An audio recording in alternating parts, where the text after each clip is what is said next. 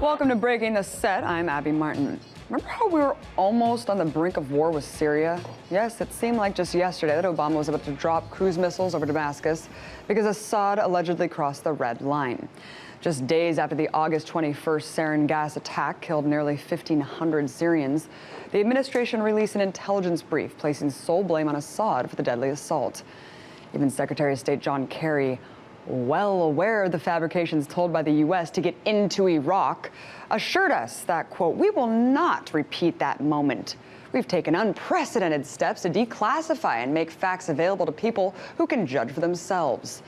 And although those facts were never laid bare, mounting pressure forced Obama into diplomacy. But legendary investigative journalist Seymour Hersh just wrote an article that tells a different story.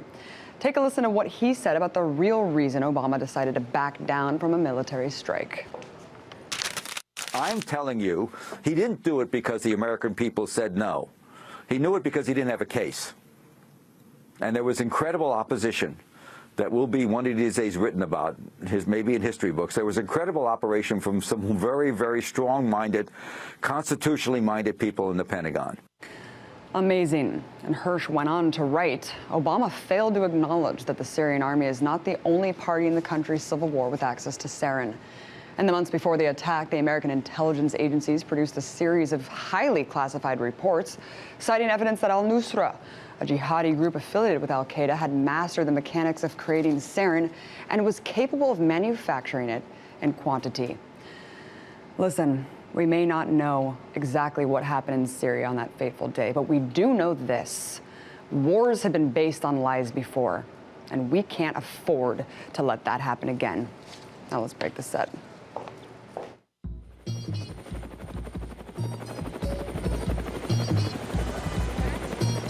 It was a terrible mistake, and we're working very hard to make up for it. And once again, we put something on the air that's a flat-out lie. Have you ever had sex with Governor Rick Perry? No, wait, do not answer that. I want you to watch what we're about to do because you've never seen anything like this on television.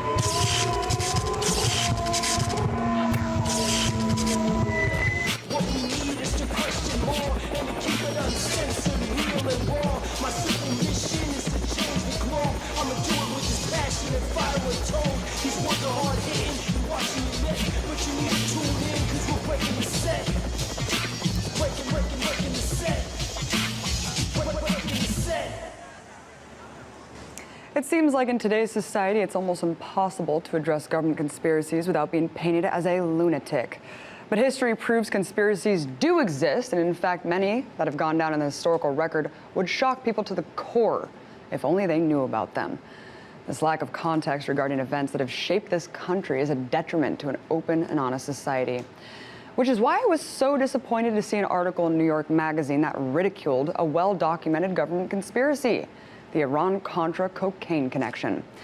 In reference to this scandal, the article says that, quote, "this episode soon became fuel for perhaps the last great conspiracy of the 20th century, that the CIA had spread crack through America's inner cities." The CIA shipping drugs? Well, I never. But before I get ahead of myself, let me remind you what Iran-Contra was all about. Between 1985 and 1986, the U.S. sold weapons to the Iranian government despite an existing embargo that specifically forbade them from doing so. What happened next was a set of secret operations aimed at swapping American hostages for these weapons, and then diverting those funds to arm a group of anti-communist rebels in Nicaragua called the Contras. But as President Reagan once put it, those Contras were the moral equivalent of our founding fathers. Yeah, if our founding fathers were also international drug traffickers.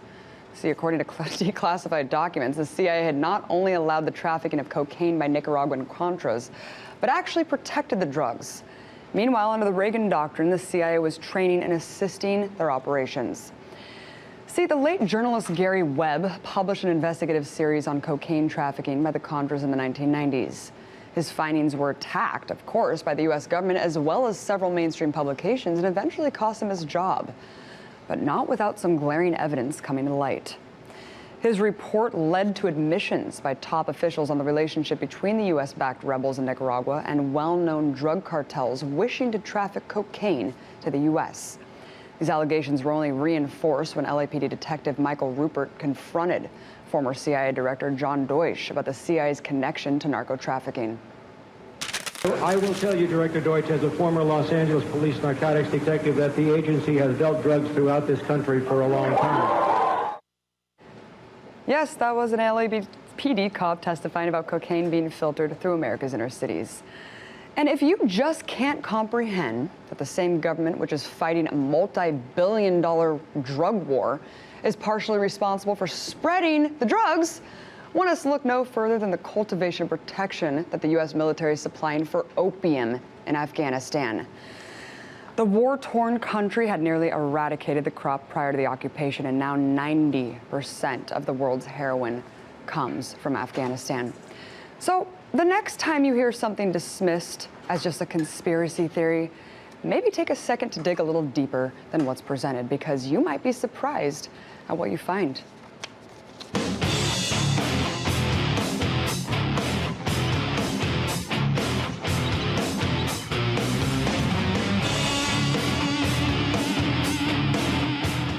Look, all of us already know about the extent of government surveillance and infiltration of activist groups across the country. But while dissent against government spying is on the rise, there's another aspect of the trend being constantly overlooked: corporate espionage. Think about it. In the corporatocracy that we live in, governments are merely outsourcing to private entities to collect all of our information. And these corporations have gotten really good at it. In fact, they now operate entirely independently from government when it comes to undermining opposition forces. By perfecting a laundry list of dirty tricks, some of the biggest corporations on the planet have managed to stay one step ahead of the activists who are trying to expose their corruption. So to go over the top 5 craziest corporate tactics used against these groups, activists, and whistleblowers, I'm joined by BTS producer Manuel Rapolo. What is up, How's it going, dude? Abby? I'm still getting over your Lindsey Graham impression. I have never. Well, I've never heard a story like this, Manny. Let's go over it. You know, what's really amazing is, of course, we don't trust the government. But at least the government has some sort of constitutional limitations. At least we can vote these people out of office if we really want to do. If people really woke up, why should we trust corporations? I mean, we're talking about private entities who are just trying to protect their bottom line and act pretty much with total impunity here. I think that that's a totally valid question. I have no idea what is worse. Is government spying any worse than corporate spying? But what we are learning now through this amazing report put forward by the Center for Corporate Policy is all these cases of corporate espionage that they've uncovered over the course of decades that now shows that these same tactics that are implemented by intelligence agencies here in the United States are now being adopted by corporations, and then these corporations use them in the same way as the government does, except that, you know, they're not doing it for any patriotic reasons. They're doing it for reasons, like you said, to meet that corporate bottom line and keep whatever corporate secrets they have to themselves. And you were telling me earlier that this is actually not really happening worldwide. It's kind of just, I mean, there's a lot more oversight on this kind of activity worldwide. I mean, I feel like if a corporation just broke into your home and stole your computer or like hacked into it, there would be some sort of legal repercussions. Exactly. No, that's one of the things that this report highlights in places like England and France. I mean, these are crimes. Like some of the tactics that we're talking about here are committed by some really big corporations: Walmart, Monsanto, Dow Chemical, Chevron. Are you surprised with any of these yet? No, right? Okay. BP, Walmart. Right, and they're targeting mainly progressive groups, anti-GMO activists, animal rights groups. Reform groups across the United States. Of course, people who are threatening their profit margin. Right, and like you're saying, like some of the things that they're doing, breaking into offices, wiretapping phones, these are very illegal, but there's no congressional oversight in the United States. So when in other countries like France or England, when this is found out, these people are made a mockery of in the media, they're prosecuted, they do jail time for these things. But here in the United States, this is the way it is. It's the corporatocracy. It's the corporatocracy, Manny.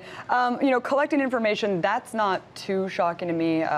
Talk a little bit about, really briefly, on how they collect information generally. Right. Well, we wanted to do kind of a top 5 list of tactics, and I think that probably dumpster diving is the most common, but it's also the one that isn't illegal. I mean, there's nothing in the books that keeps you from going to some activist organization, going through their trash, and this happens a lot. An example Shred that I your can think of. paperwork, everyone. Yeah, I mean, Greenpeace is involved in a lawsuit right now.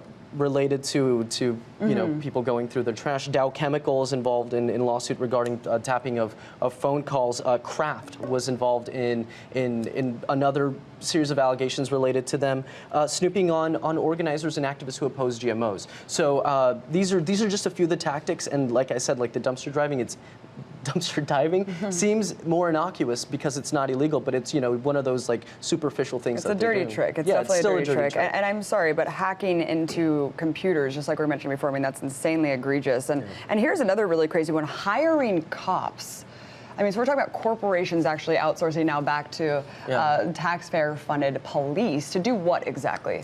Right. I mean, this is the report actually puts this in a really good way, in just like very clear way. And what you can do when you have the law enforcement on your side, it kind of adds that extra layer of impunity, right? So there's nothing that keeps a corporation from being able to hire an active duty cop versus just a retired Marine or retired CIA agent. And in the report, they even say even active duty CIA operatives are allowed to sell their expertise. Corporations are now able to replicate a miniature service of a private CIA, employing active duty and retired officers from intelligence and or law enforcement. So that kind of gives you that added layer of protection if you're a corporation that wants to hide something. It doesn't matter if it's if it's an oil spill in Ecuador, like Chevron's, constantly trying to kind of get around ways of people finding out the truth there, or anything else. When you have the law enforcement on your side, that kind of when you have helps you. Private armies for the 1%, Manny. Let's talk about impersonating others, which is a really common tactic used by government agents, infiltration of groups. Yeah. And impersonating others and saying that you're part of it. And we talk about this in terms of whenever the government, right? Whenever we hear about police officers that have infiltrated an activist group, and whenever we hear about the NYPD doing surveillance of Muslim communities, these are the exact same tactics used by corporations now. Chevron in 2010, I'm going to use this Ecuador oil spill because it's very relevant. There's this case is still going on right now in New York, but in 2010, Chevron had tried to recruit a journalist to kind of provide information that wasn't really factual, that didn't reflect what was actually going on in Ecuador. And so they're constantly looking for new ways to do this, whether it's infiltrating an organization through activists or whether or not it's hiring people to do so. And we only have about 40 seconds left, but the most crazy one is blackmailing, outright blackmail, and using it against these communities, or groups rather. And blackmail is illegal anywhere. You can't do this. But I think that the best case that I can remember, again from 2010, is when WikiLeaks and Julian Assange had announced that they were going to take down this major U.S. bank because they had all this damning information. They didn't announce what bank it was going to be, but they immediately started getting the threats, immediately started getting the cyber attacks. And then journalists affiliated with WikiLeaks, many of whom we've had here on our show, and Glenn Greenwald, for example, The Guardian, they were receiving threats saying, we're going to ruin your career if you continue to support WikiLeaks in an effort to take them down. And this is rampant, and this report really shows it. So I really encourage anyone to check out that report by the Center for Corporate Policy. Thank you so much for breaking down these egregious corporate crimes that go completely under the radar. Manuel Rapolo, appreciate it. Don't mind if I do. After the break, you guys, I talked to a young man who's well on his way to becoming an agricultural expert, and he's not even old enough to drive yet. Stick around.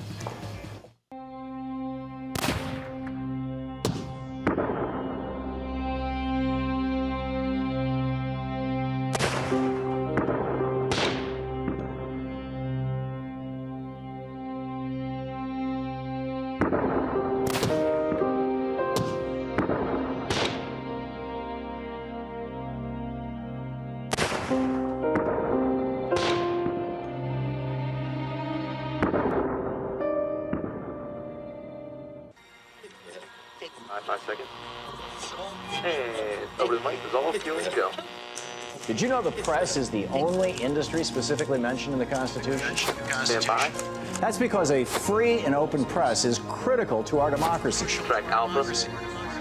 Roll Alpha. In fact, the single biggest threat facing our nation today is the corporate takeover of our government and our press. Stand by, camera one. We've been hijacked by a handful of powerful transnational corporations that will profit by destroying what our founding fathers once built up. I'm Tom Hartman, and on this show, we reveal the big picture of what's actually going on in the world. We go beyond identifying the problem. We try to fix it. Rational debate and a real discussion of the critical issues facing America. Stand by on camera. Go. Ready to join the movement? Then welcome to the big picture.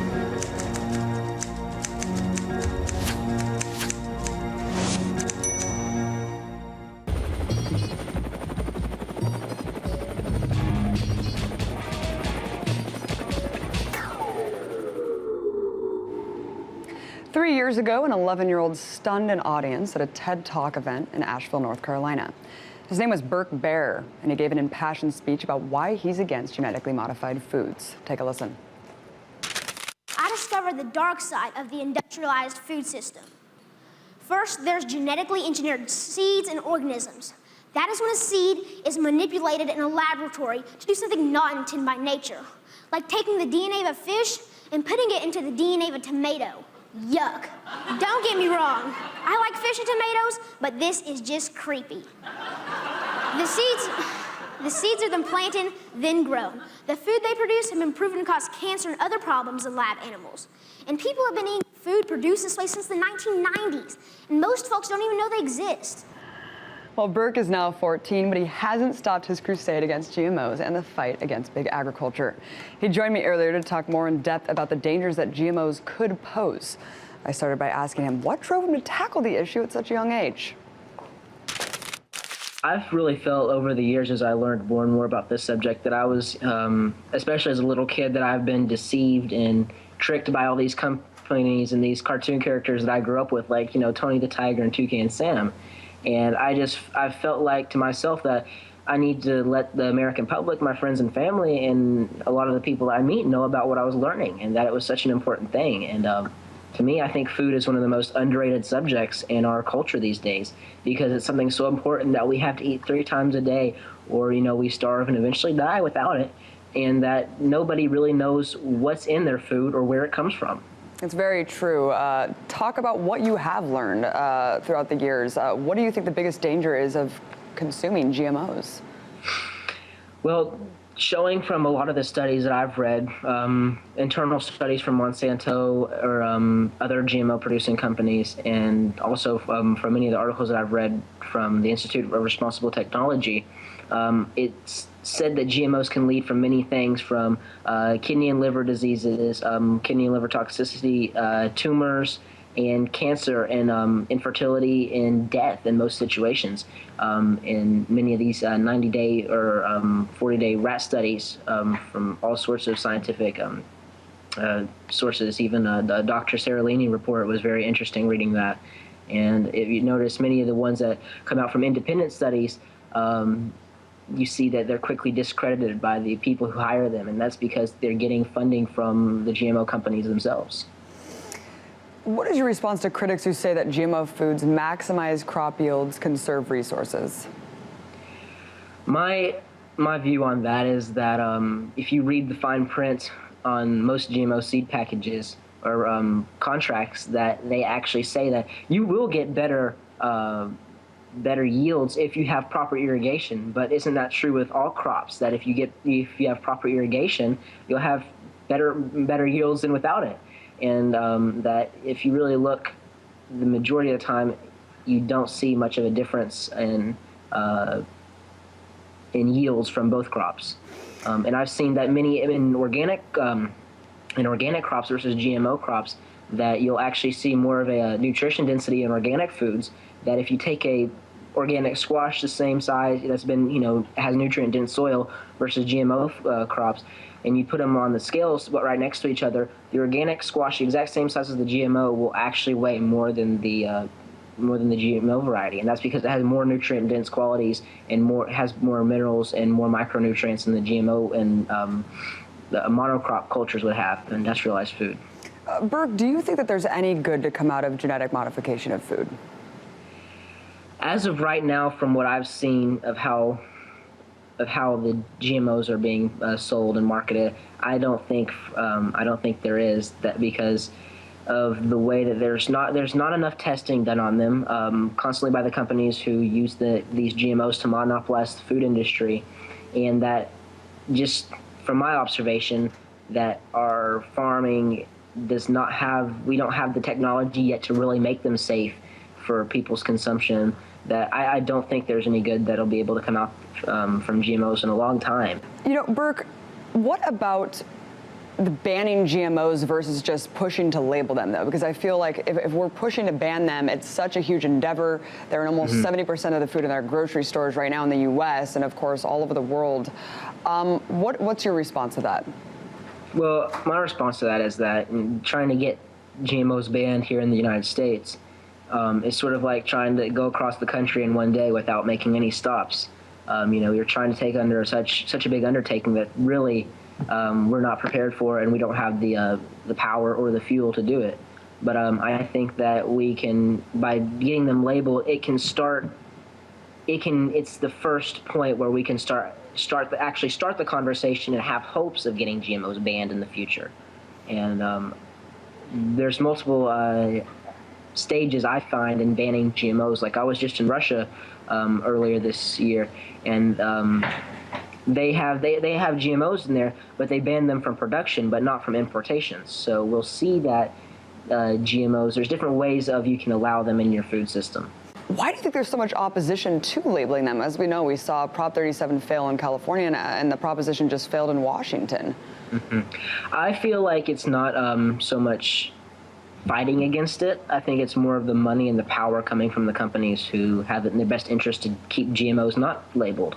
I was in California a week or two right before Proposition 37 was voted on, and I was in San Francisco, and I was in some of the larger cities there, and every yard out of 5 yards had a label, yes on Proposition 37's yard sign.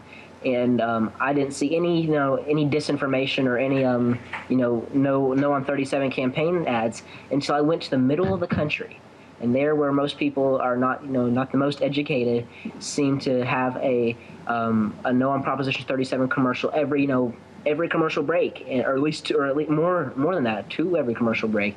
And I felt that they were really trying to target this certain audience of people and this certain level, where that people wouldn't want to, they just so, it's gonna cost us an extra $100 on our grocery bill, and that we don't want to buy this because it's going to cost so much. And they wouldn't. The funny thing that I felt about the commercials is that they wouldn't even tell you what the food labeling was for. I know that you spent a good part of the last 5 years traveling to different organic farms. You were just saying that you've been traveling all over Russia, across the U.S. What are the main lessons that you've learned from your travels? I think one of the biggest lessons I've learned from going to different farms, each farm everywhere in the United States has something innovative and unique to that farm and that place. Whether it be the way that Joel Salatin moves around his, chickens and cows, or that, just a way that something unique that somebody has done. And that's what I try to find at every farm, is something different that is interesting and a practice that I may want to use in the future. And talk about your book, Burke on the Farm. What was the main message, and why did you choose to convey the ideas in a picture book? Yeah, that book was really started to have a reference for little kids of what farming is.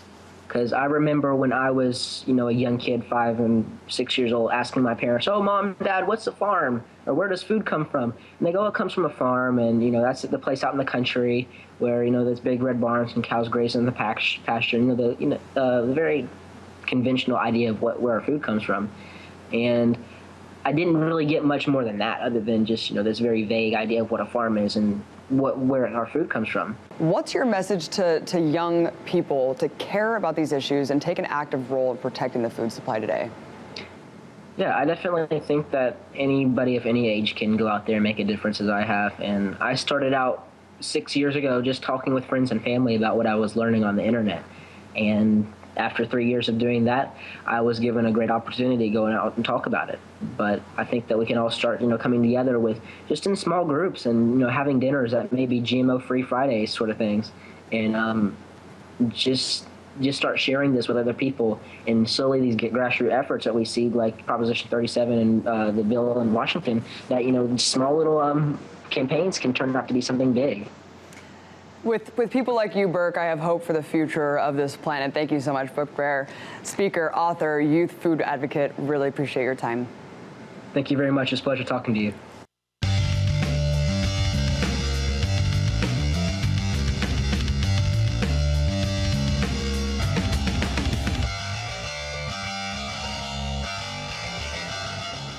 Regardless of how much public support exists for the labeling of genetically modified foods, communities across the U.S. are facing an uphill battle against the Monsantos and Syngentas of the world. This battle is exemplified far from the shores of the mainland U.S. I'm talking about the Hawaiian island of Kauai. You see, in a historic vote last October, the Kauai County Council passed a measure to force agricultural companies to disclose their pesticide use and the type of GMO crops they grow on the island. In a surprising move, the mayor of Kauai, Bernard Carvello, sided with Big Ag and vetoed the measure, citing his concerns that the bill would undermine several state and federal laws.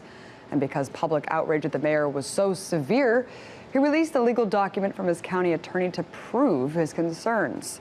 The problem is that releasing this confidential document gives these agricultural giants the exact legal blueprint they'll need if Kauai has to defend the law in court.